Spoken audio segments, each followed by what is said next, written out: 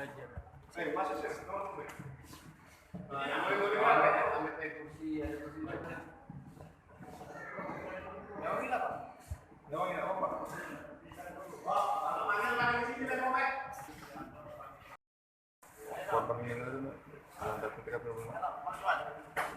Ya memang kita sudah mendengar ya, sesuai dengan konfirmasi terakhir juga. Jadi kita juga sudah bertemu dengan pihak yang diduga korban penganiayaan juga. Jadi sehingga saat ini kita masih menunggu laporan resmi dari pihak keluarga.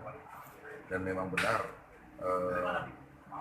yang bersangkutan ada, dan saat ini kita bahkan memang sudah meninggal dunia. Namun kita masih telusuri lebih lanjut apakah memang sebab akibat atau hubungannya dengan SMA Taruna termasuk adanya perbuatan penganiayaan di situ. Kita butuh waktu dan butuh laporan resmi juga terkait dengan proses pembuktiannya nanti. Untuk beberapa dalam proses penyelidikan ini ada yang kita mintai keterangan dan interogasi sekolah tersebut dan kejadian ini.